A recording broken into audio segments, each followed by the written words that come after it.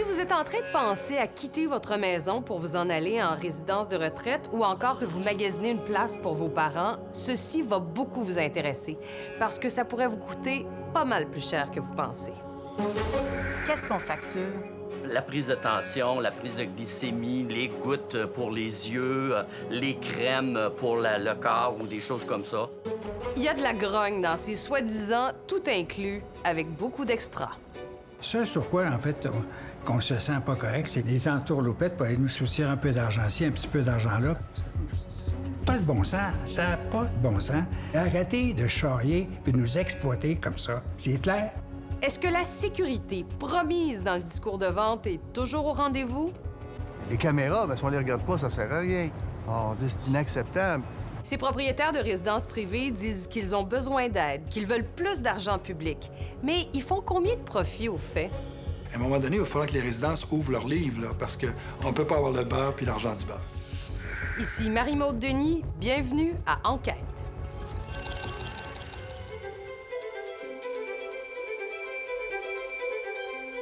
Une retraite sans tracas.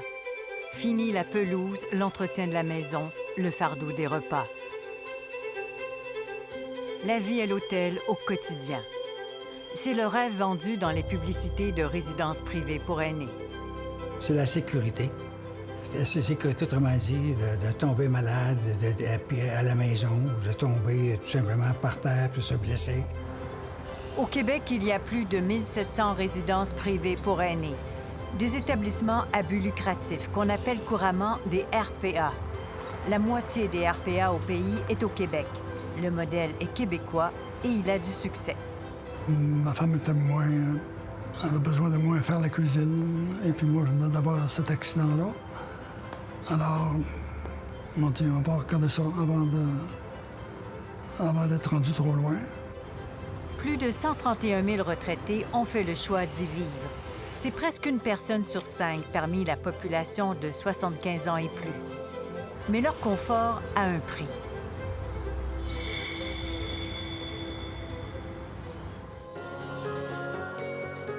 Tout est pensé pour plaire aux retraités dynamiques. Salon de coiffure, pharmacie, piscine, salon de quilles, table de billard. Tout sous un même toit. C'est une vie confortable, on accommode les gens avec un certain confort, mais on veut surtout créer une atmosphère de camaraderie. Jean-François Gilbert conseille des propriétaires de RPA dans leurs projets d'expansion. Il y a de la compétition, oui. Il y a plusieurs, en fait. Ce qu'on remarque dans le marché, c'est que la plupart des gros développeurs recherchent le même genre de terrain, le même genre de site, parce que les sites localisés près des services, où est-ce que c'est sécuritaire de marcher sur les trottoirs, ce sont des sites préférés des développeurs. Depuis 2010, le nombre de résidences pour aînés explose. La publicité vise à attirer, entre autres, les baby-boomers actifs. Ils sont nombreux. Les premiers auront 75 ans cette année. Disons qu'il y a une grosse vague qui s'en vient. Il y a plusieurs personnes qui veulent accommoder cette clientèle-là. Ou profiter de cette manne-là. Oui, en fait, je pense pas que le mot « profiter » est juste. Je crois que pour les promoteurs, c'est plus de pouvoir offrir à cette clientèle-là un mode d'habitation qui est attractif pour eux. Ils n'aiment pas le terme « profiter », mais s'ils en construisent autant, ce doit être rentable. 70 nouvelles RPA seront construites d'ici 2 ans au Québec. Des investissements de 3 milliards de dollars. Les grues vont maintenir la cadence. Les propriétaires projettent construire entre 2 000 et 4 000 appartements par année pendant 25 ans. Une explosion qui découle de la faillite des soins à domicile, selon l'ancien ministre de la Santé, Régent Hébert. On n'a pas été capable d'assurer les personnes âgées qu'en cas de perte d'autonomie, il y aurait des services qui seraient disponibles dans leur maison. C'est tout inclus déroule le tapis rouge en promettant la sécurité et l'assurance de soins lorsque vous en aurez besoin. Mais ces soins sont à prix fort quand il y en a. Tous ne seront pas capables de se les payer. Les intérêts des investisseurs peuvent entrer en conflit avec ceux des résidents. On a fait le choix au Québec d'utiliser la solution institutionnelle que sont les CHSLD et, de façon intermédiaire, les résidences personnes âgées, qui sont le chemin, la voie royale vers le CHSLD.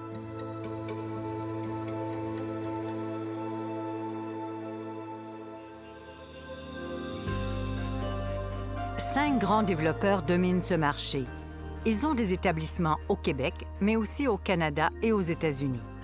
Au Québec, ils se divisent le territoire des grands centres urbains, alors que d'autres, plus petits groupes, sont présents en région. Dans une RPA, le loyer moyen est de 1 844 $ par mois, mais il peut grimper jusqu'à 3 500 $ sans service personnalisé. Les revenus de retraite sont au rendez-vous pour les gens qui sont intéressés de vivre dans ce type d'habitation-là. Quand on parle des baby boomers aussi, on parle de ceux qui sont arrivés dans le marché du travail avec l'arrivée de la mise en place de la Révolution tranquille au début des années 60. Donc, plusieurs d'entre eux ont eu une carrière, entre guillemets, dans la fonction publique, ce qui fait en sorte qu'ils ont quand même une retraite, des rentes intéressantes. Ah, bonjour. Viens donc, on va te faire visiter l'appartement. Ça pas de problème. Marc Petitgrou, ancien administrateur dans la fonction publique, habite la résidence Les Appartements de Bordeaux, à Québec, un complexe luxueux de Chartwell. Tu as le grand salon avec la fenêtre qui donne sur le jardin. Il paie 3 850 $ par mois, incluant 2 repas par jour pour son épouse et lui. Ce jeune homme de 92 ans mène une bataille contre le groupe Chartwell pour des hausses de loyer qu'il considère abusives. J'ai payé 1 an ou 2 ans le plein prix, 2,9, parce qu'on ne savait pas qu'on pouvait négocier. Dans une telle confrontation, tous ne sont pas égaux. La protectrice du citoyen l'avait souligné dans son rapport de 2016, portant sur l'ensemble des résidences privées pour aînés.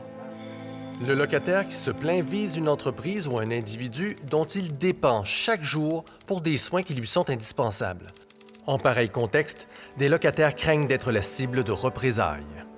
Ce qui m'a animé, c'est l'iniquité qu'il y avait dans la négociation des baux. Comme je vous dis, les madames ou les messieurs qui n'avaient pas l'expérience, pas la capacité physique ou, je dirais, connaissance, expérience pour être capable de débattre leur cas, une fois que j'ai appris qu'on pouvait négocier, que j'allais chercher 1,4, 1,5, 1,6. Alors qu'eux payaient 2,9.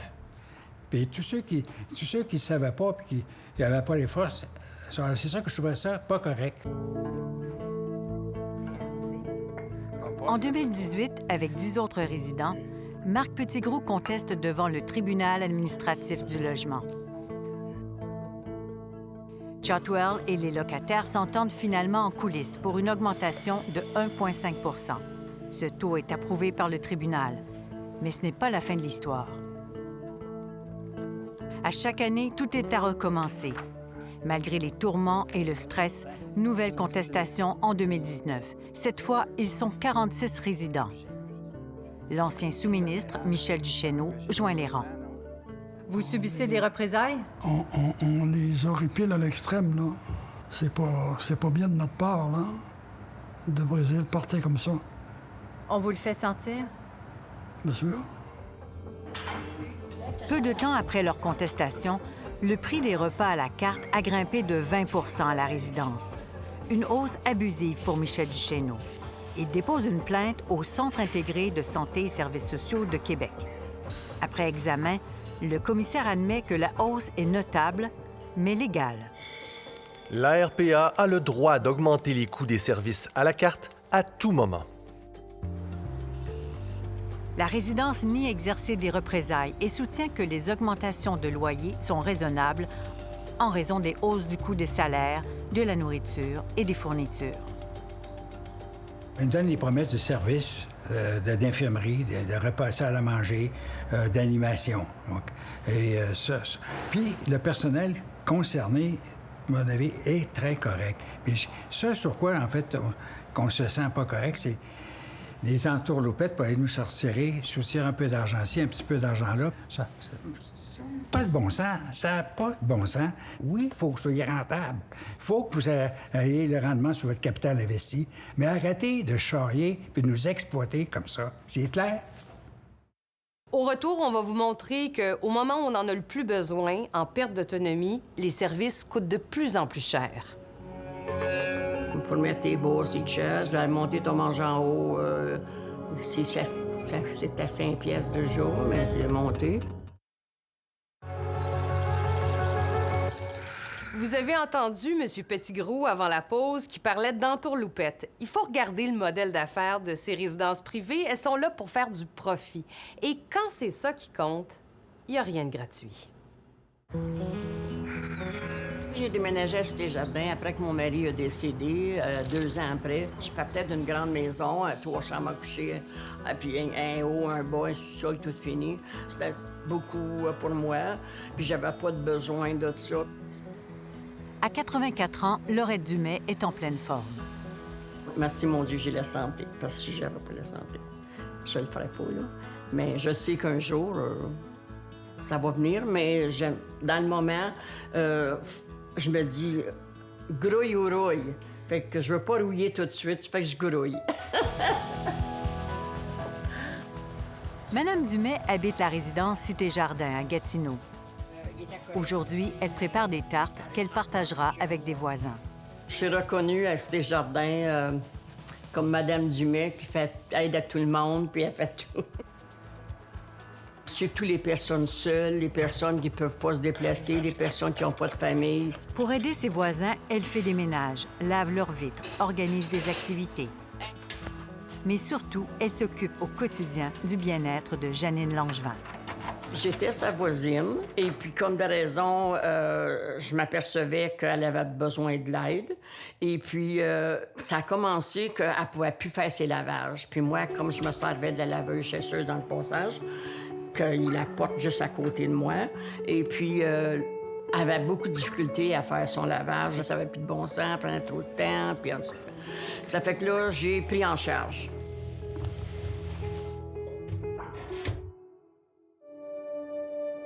Laurette a pris soin de sa voisine pendant 5 ans. Malgré tout, l'état de Mme Langevin s'est détérioré. Quand elle a rentré comme autonome. Mais avec les années, on en perd un peu. Elle avait 89 ans, puis ses jambes ne pouvaient plus marcher.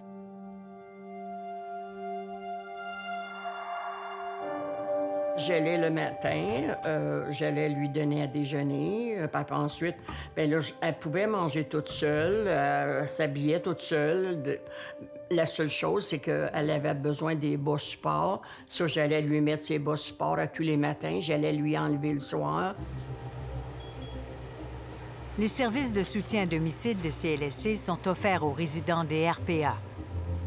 Un employé vient donc donner un bain 1 fois par semaine à Janine Langevin. Mais il ne peut pas répondre à tous ses besoins. Le CLSC, il ne pourra pas venir là, donner à déjeuner, puis donner à dîner, puis le voir à ses besoins toute la journée. Fait que c'est là que je m'en suis occupée. Mme Langevin pourrait aussi demander de l'aide au préposé de sa résidence, mais elle n'en a pas les moyens. La madame, elle n'a pas beaucoup de sous, elle n'a jamais travaillé, puis elle avait juste ses 2 pensions. Fait qu'elle demeurait dans un studio, puis s'est demandé assez quand même, là, selon ses revenus. Fait que monétairement, elle ne va pas se permettre ça, là. Tu sais, c'était des coûts, là, pour mettre tes bourses, tes chaises, monter ton manger en haut, c'est à 5 pièces de jour, mais c'est monté. Je suis ouvrier de maintenance de métier. Donc, c'est ça que j'ai travaillé 20 ans là, auprès des résidents à faire toutes sortes de choses. Gilles Gagné est délégué syndical à la CSN. Il représente les travailleurs des quelques résidences privées pour aînés syndiquées. La problématique est quand la perte d'autonomie s'annonce ou arrive, c'est là où la facturation commence là, pour les résidents. Qu'est-ce qu'on facture? Bien, on facture un peu de tout. Comme? Comme les climatiseurs, quand l'été arrive, le changement de l'installation des climatiseurs, retirer les climatiseurs l'automne, il y a une multitude de travaux qui vont être chargés aux résidents. Puis là, on ne parle pas des soins. Là. Au niveau des soins, ben, c'est une panoplie de services qui est facturée au mois ou à l'acte. Nous avons fait une moyenne de certains frais à partir de listes que nous avons obtenues. Changer une ampoule, 5 $. Installer un climatiseur, 36 $. Monter un repas à l'appartement, 7 $. Mettre et enlever des bas pour hypertension, 24 $. Gouttes pour les yeux, 9 $. Injection d'insuline, 9 $. Distribution de médicaments, 9 $. Prise de la tension artérielle, 11 $. Prise de la température, 11 $. Aide à l'habillement, 12 $. Aide pour un bain, 35 $. Faire marcher 15 minutes, 8 $. Assistance à la toilette, 8 $. Je pense que lorsque les soins sont au rendez-vous, ça coûte cher, parce que là, l'évaluation des besoins des résidents n'est pas standardisée. Et deuxièmement, les grilles tarifaires aussi ne sont pas standardisées. Et il y a des résidences où il y a un abus financier, parce qu'on charge extrêmement cher lorsque des services sont nécessaires. C'est la même infirmière qui passe les pilules qui est payée à même notre bail. Autrement dit, dans mon bail, le salaire de l'infirmière ou de l'infirmière auxiliaire du soir ou de la nuit, c'est dans mon prix dans mon bail que je m'en serve, que je m'en serve pas. Sauf que si j'ai besoin de ne pas aller chercher les pilules, il faut que je me distribue les pilules 3 fois par jour. J'en connais des dames qui ont ça. Ça leur coûte 320 $ par mois, en plus de leur bail. En bref, la présence d'une infirmière est incluse au bail, mais pas ses soins. Il faut vraiment leur donner la bonne information. Et des fois, ils disent présence d'infirmières sur place ou présence de soins infirmiers, mais poser des questions. Est-ce que vraiment il y a une infirmière ou une infirmière auxiliaire sur place 24 heures, 7 jours semaine? Pas toujours. Des fois, elle est là le matin, des fois, elle est là juste l'après-midi, des fois, elle est là, mais au téléphone. Les résidents achètent aussi une plus grande sécurité, un système d'appel d'urgence qui promet que l'aide n'est jamais loin. Il est à peu près 7h30. Puis là, j'ai dit, oh mon Dieu, faut que je revoie Mme Langevin, c'est correct. Puis là, j'étais arrivée là, le cœur m'a monté à gauche parce qu'elle était étendue à terre, plein de sang, elle avait la tête pleine de sang, la main pleine de sang, étendue sur son nom. Là, je lui ai crié son nom. « Madame Langevin, vous êtes correcte? » Madame Langevin, je pensais qu'elle était morte. Fait qu'elle dit « Oui, ça fait longtemps, je suis ici. » J'ai sonné avant de courir en bas quand j'ai vu qu'elle venait pas. La garde malade sont venus. Puis là, ben, on a appelé l'ambulance. Voyant que l'infirmière n'arrive pas et n'étant pas certaine que la tirette fonctionne, elle descend à la course chercher de l'aide. Chatwell nous assure que son système d'appel à l'aide fonctionnait bien. Mais ce n'est pas toujours le cas dans les RPA. Nous avons obtenu 240 rapports d'inspection faits dans des RPA entre janvier et août 2019. On y apprend que 15 % des RPA inspectés avaient un système d'appel d'urgence défaillant. Encore plus inquiétant, cette compilation révèle que 49 % des RPA avaient des plans de sécurité incendie non conformes.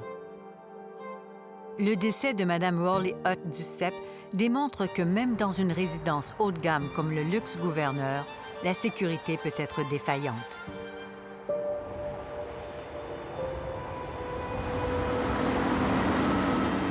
Cette femme, âgée de 93 ans, a été retrouvée morte le 20 janvier 2019. Elle avait quitté son logement lorsque l'alarme de feu s'est activée par erreur dans la tour où elle habitait. Elle s'est retrouvée coincée à l'extérieur pendant 6 heures, dans une tempête de neige et un froid mordant.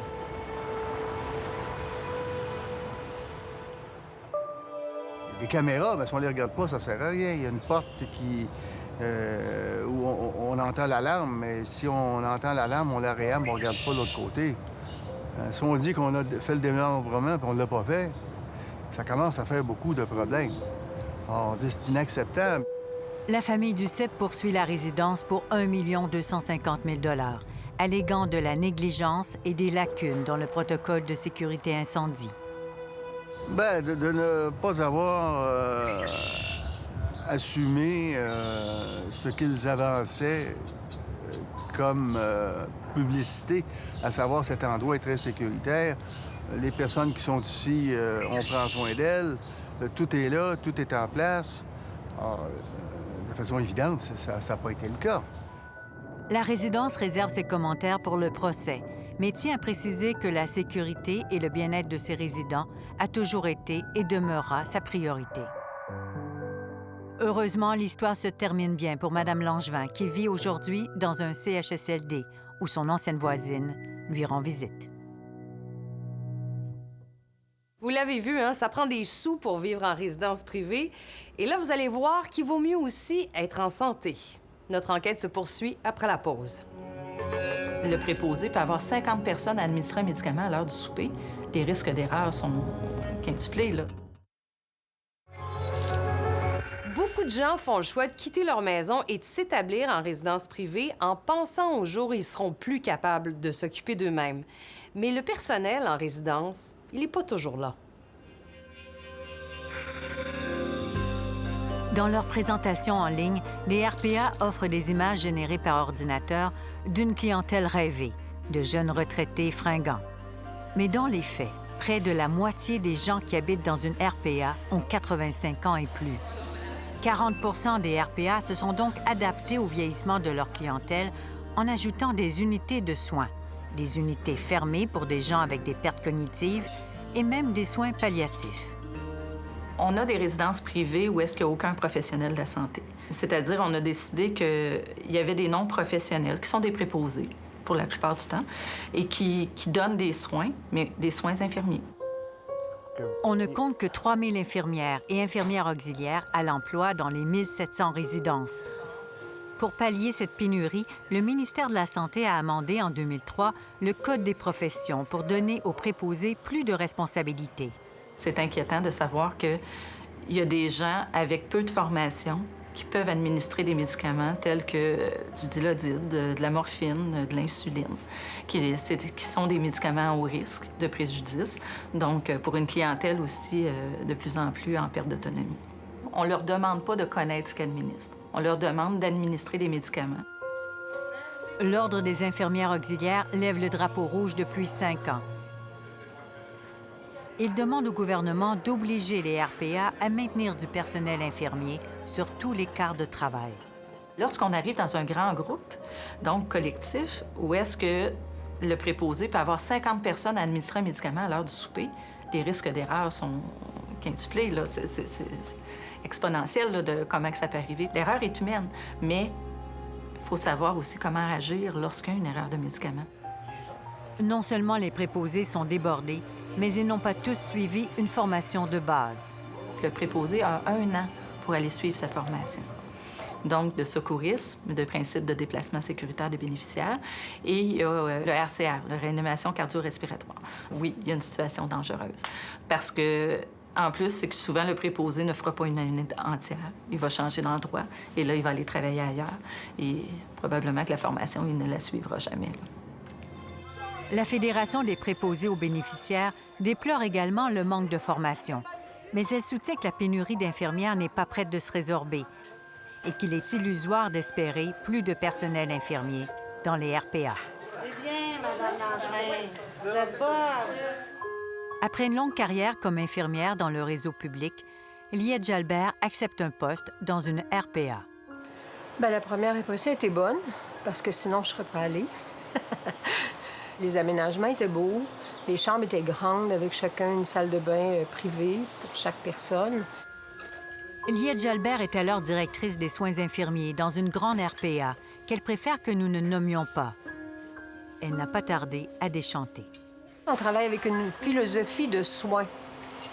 Mais des investisseurs, ça ne travaille pas avec une philosophie de soins, ça travaille avec une philosophie de rentabilité. C'est là qu'il y a un écart. Je ne pense pas que ce soit rejoignable. Pour elle, ce décalage est parfois lourd de conséquences. Pour eux, c'est pas répondre aux besoins du patient. Même si on identifie les besoins du patient, c'est pas nécessaire qu'on trouve... On n'est pas capable de trouver vraiment ce qu'il faut pour répondre. Il faut que ça corresponde à leur rentabilité. Alors, s'il y a des... On coupe sur les repas, on coupe sur les soins, on coupe sur les bains, on coupe sur les serviettes, on coupe sur le papier de toilette, on coupe sur les Kleenex, on coupe sur beaucoup de choses, sur les couches même. Mais est-ce que vous diriez que cette rentabilité-là, ce côté mercantile, ça se faisait au détriment du bien-être des gens? Ou c'est trop? Bien, pas dans tous les cas, mais dans certains cas, oui. Par équité, pour des subventions seront versées au RPA, aux résidences pour personnes âgées, aux ressources intermédiaires de type familial, dans notre jargon, les RI, les RITF, et aux CHSLD privés, afin que ces milieux d'hébergement soient en mesure d'offrir les mêmes bonifications à leur personnel. Les deux chercheuses, Louise Boivin et Anne Plourde, questionnent cette aide gouvernementale. Elles terminent une étude sur l'impact de la course au profit en hébergement pour aînés.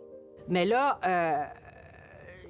comme ils ne veulent pas augmenter les salaires, bien, ils demandent à l'État de financer les augmentations de salaire. Donc, ce sont les fonds publics qui maintiennent un modèle d'affaires qui garantissent qu'il va y avoir un profit pour des grands groupes.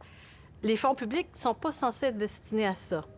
Les résidences privées pour aînés ont-elles toutes besoin de l'aide de l'État? On n'en a aucune idée. Donc, c'est très difficile de savoir s'ils pourraient se permettre d'augmenter les salaires. Et c'est possible qu'ils soient incapables réellement de le faire en maintenant une marge bénéficiaire suffisante pour survivre. Puis dans ce cas-là, si c'est le cas, bien, ça veut dire que c'est un modèle d'affaires qui ne fonctionne pas. Nous avons demandé aux propriétaires des 5 grands groupes d'ouvrir leurs livres et de nous accorder une entrevue. Ils ont tous refusé. Le groupe Maurice nous a répondu que ces profits ne proviennent pas des services rendus à la clientèle. Il faut avoir des plans d'intervention, puis il faut être capable de savoir est-ce que les services ont réellement été donnés et à quel prix. Et là, à un moment donné, il faudra que les résidences ouvrent leurs livres, là, parce qu'on ne peut pas demander des subventions à l'État et ne pas être transparent par rapport à la gestion des finances. Mais elles diront qu'elles sont des entreprises privées. Alors, pas de subvention de l'État. On ne peut pas avoir le beurre puis l'argent du beurre. À l'exception du groupe Savoie, qui est une entreprise familiale, la plupart des grands groupes de RPA sont financés par des actionnaires, des fonds d'investissement privés, des fonds de retraite.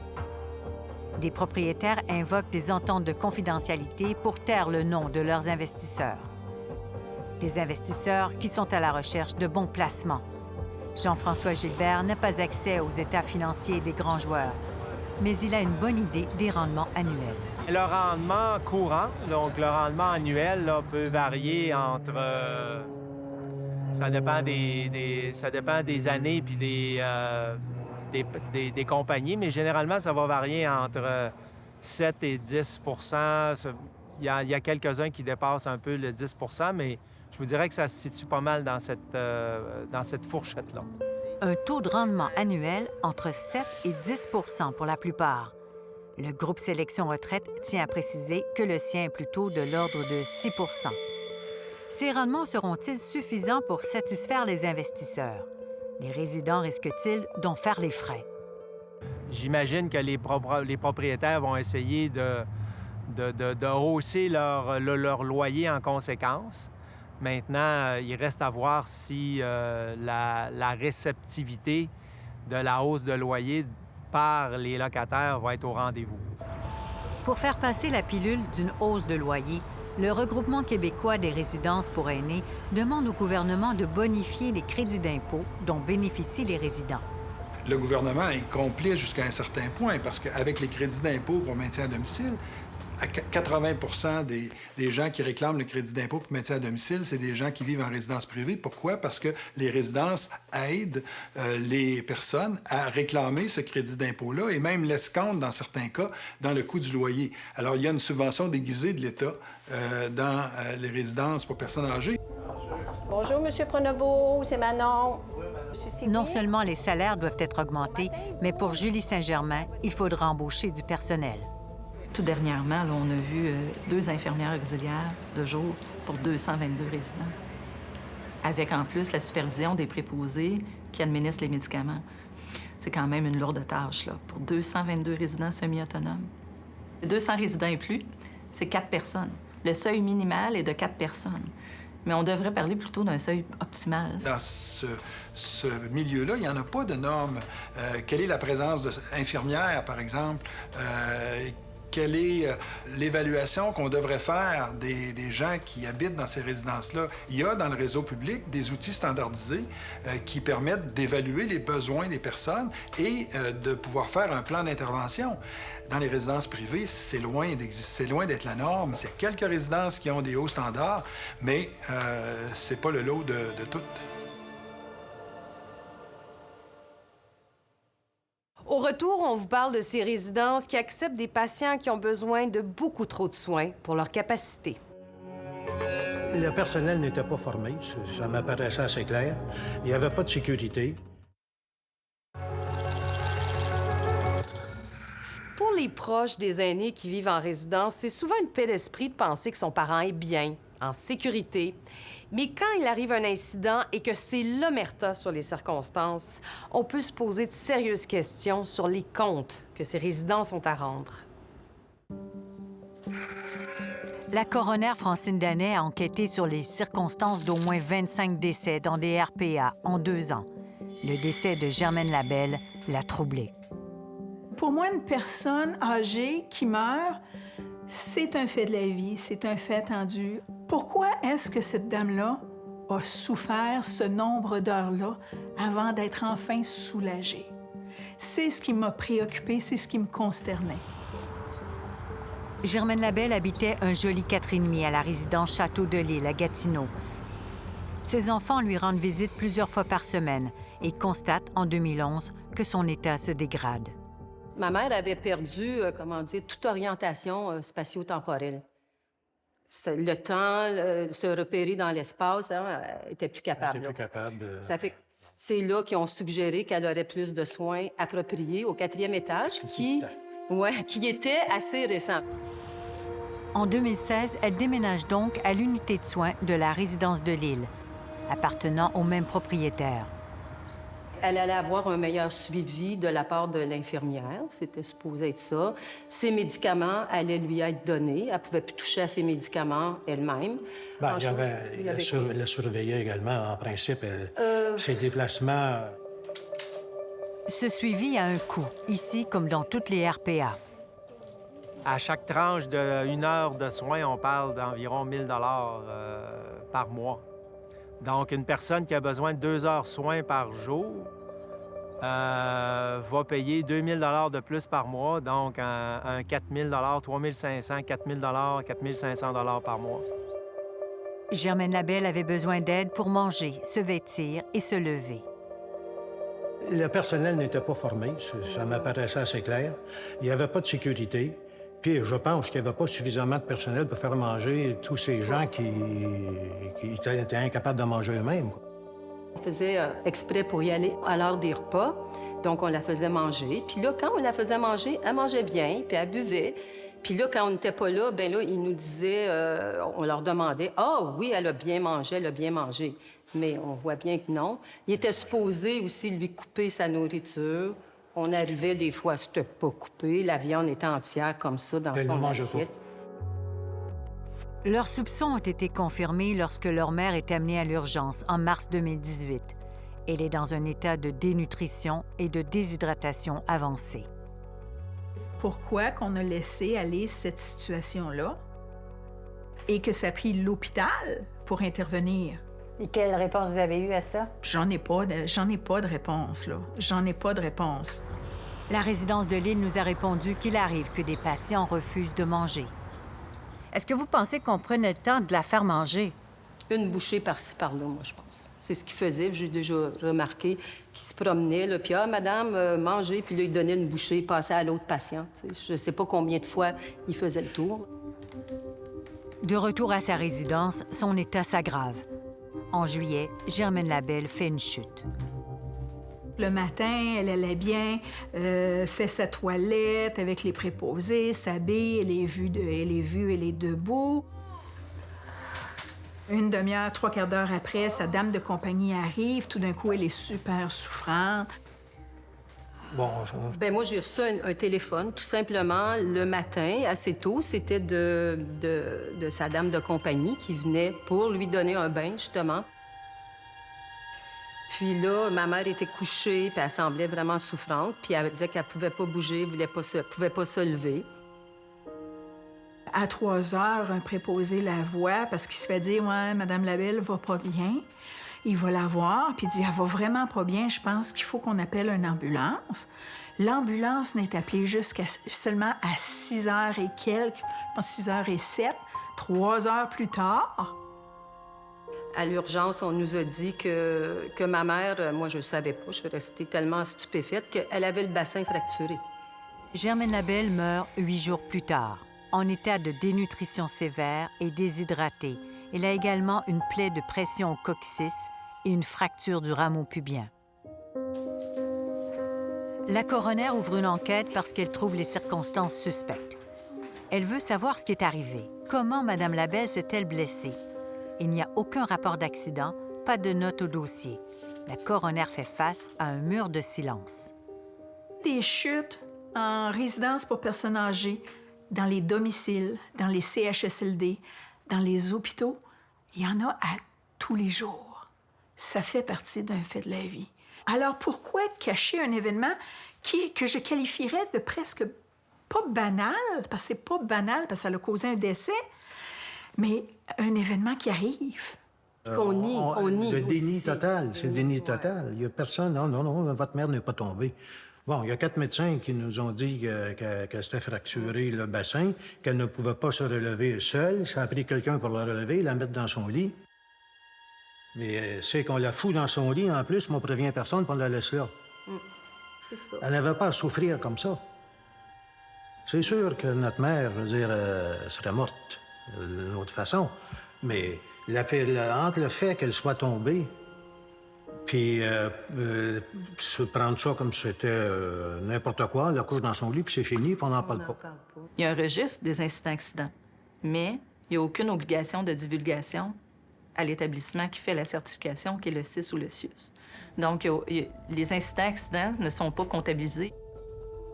Même les enquêteurs de police qui ont assisté la coroner dans son enquête n'ont pas réussi à délier les langues. Au-delà de ce mutisme, la coroner s'interroge sur les qualifications du personnel dans les résidences en général. Les patients ont besoin, et les préposés aux bénéficiaires sont capables de donner des bains, d'habiller, sont capables de nourrir, sont capables de faire ces besoins physiques-là de base, mais ils ne sont pas capables de donner des soins, de dire, bien là, je vais faire des pansements, je vais désinfecter les plaies. Ils peuvent pas. Ça prend une infirmière auxiliaire ou une infirmière. On leur demande de faire des soins infirmiers puis ils sont pas à l'aise. Je veux dire, administrer de l'insuline, faire une injection d'insuline, pas tout le monde qui est à l'aise de faire ça. Et d'autres soins plus invasifs, dont des cathétérismes vésicales, comme je vous ai parlé, ou d'administrer des médicaments, des narcotiques, ils voient le danger eux-mêmes, là. Bien, ils vont le dire, là, ils vont quitter, ils vont aller travailler au public où est-ce que c'est respecté. En CHSLD, vous ne verrez pas de préposés aux bénéficiaires soit faire des soins invasifs ou administrer des médicaments. Ça ne fait pas partie de leur champ d'exercice. Jean-François Gilbert concède que certaines RPA acceptent des cas trop lourds. Ceux que j'ai à l'esprit qui acceptent ce genre de clients-là, nonobstant le fait qu'ils n'ont pas nécessairement toute l'expertise à l'intérieur pour les accepter, généralement, ce sont des résidences qui sont affectées par un niveau d'inoccupation élevé dans leur résidence. Ils acceptent dans ce temps-là des clients un peu plus lourds. À la résidence de Lille où logeait Mme Labelle, l'unité de soins compte 130 chambres réparties sur 2 étages, dont 54 patients en attente d'une place en CHSLD qui ont besoin de plusieurs heures de soins par jour. Mathématiquement parlant, c'est impossible. Mais ils sont pas capables de remplir leurs obligations. Non, ils sont pas capables. Ils sont pas capables. Et mathématiquement, c'est impossible. À sa défense, le groupe Catassa, propriétaire de la résidence de Lille, soutient qu'il n'est pas un centre hospitalier et que le CIS de l'Outaouais lui confiait des cas trop lourds pour ses capacités. Catassa n'a pas voulu nous accorder une entrevue, mais il affirme que la situation s'est améliorée depuis. La résidence de l'île a reçu 17 avis de non-conformité lors de l'inspection de 2019. Entre autres, de ne pas avoir respecté le seuil minimal de 4 préposés au 4e étage, là où se trouvait Mme Labelle. Sur ce point, Catassa ne nous a pas fourni d'explication. Cette résidence appartient à Samir Choueri, le même propriétaire que la résidence Héron, le CHSLD rendu tristement célèbre par sa négligence à protéger les patients de la COVID.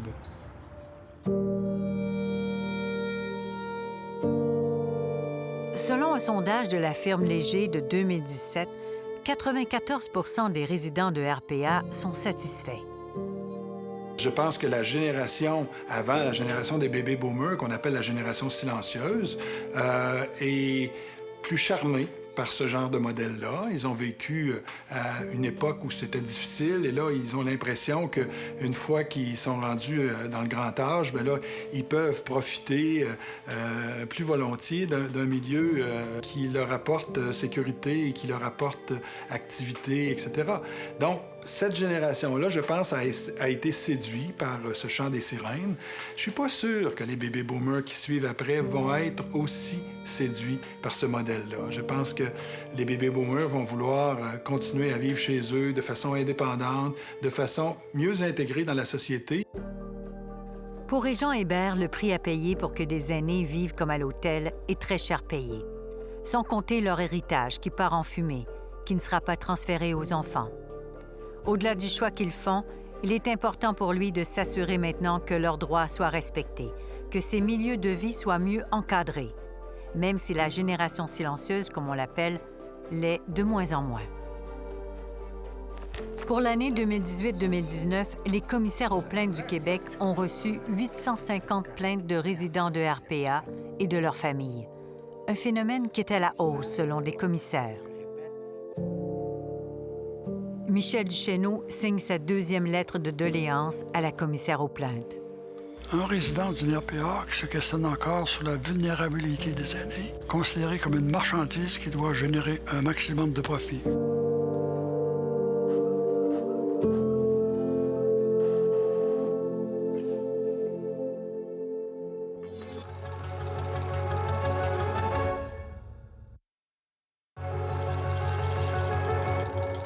J'espère que vous avez apprécié le reportage de ce soir. Au nom de toute l'équipe, merci beaucoup d'avoir été là. Je vous donne rendez-vous la semaine prochaine pour une autre enquête.